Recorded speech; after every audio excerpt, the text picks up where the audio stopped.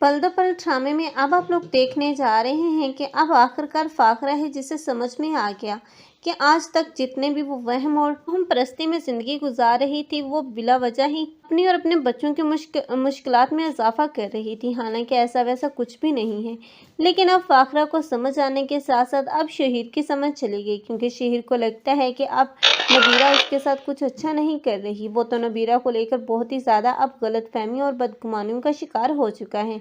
लेकिन अब शहीर जो कि अब बहुत जल्द नबीरा से अलहदगी का फैसला कर लेगा, क्योंकि उसे लगेगा कि अब वो नबीरा के काबिल नहीं है। लेकिन नबीरा जो कि अब कुछ मामलात में अब शहीर को बेरुखी तो दिखा रही है, लेकिन सिर्फ और सिर्फ वो शहीर की गलती की वजह से, क्योंकि शहीर जिस वक्त उसे शहीर की ज़रूरत थी तब शहीर उसके साथ नहीं था। लेकिन हालांकि शहीर की हर मुश्किल में नबीरा उसके साथ रही। लेकिन अब शहीर बजाय बात को समझे, वो तो अब नबीरा को खुद से अलग कर देना चाहता है और समझता है कि नबीरा उसके साथ खुट कर ज़िंदगी गुजार रही है तो उसे आज़ाद कर देना चाहिए। लेकिन अब शहीर जो कि बहुत बड़ी हमाकत करने जा रहा है, लेकिन इस हमाकत से उसे रोकने वाला सिर्फ एक ही इंसान होगा और वो है सारा।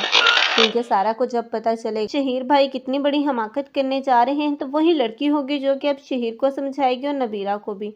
इन दोनों के अब रिश्ते में एक मर्तबा फिर से बहालियाँ आएंगी, अब रिदा और सारा की वजह से, क्योंकि रिदा उस घर में मौजूद है और देख रही है कि उसका भाई किस तरह अब तड़प रहा है इस नबीरा के लिए। और दूसरी ही तरफ नबीरा है जो कि बदगुमान हो चुकी है और समझती है कि शहीर को अब उसकी ज़रूरत नहीं रही।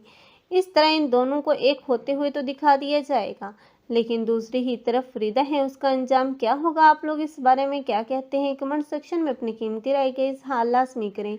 मज़ीद ऐसे रिव्यूज़ के लिए हमारे चैनल को लाजमी सब्सक्राइब कर लें। अगर आप लोगों को हमारी वीडियो अच्छी लगी हो तो वीडियो को लाइक करना मत भूलिएगा। अल्लाह हाफ़िज़।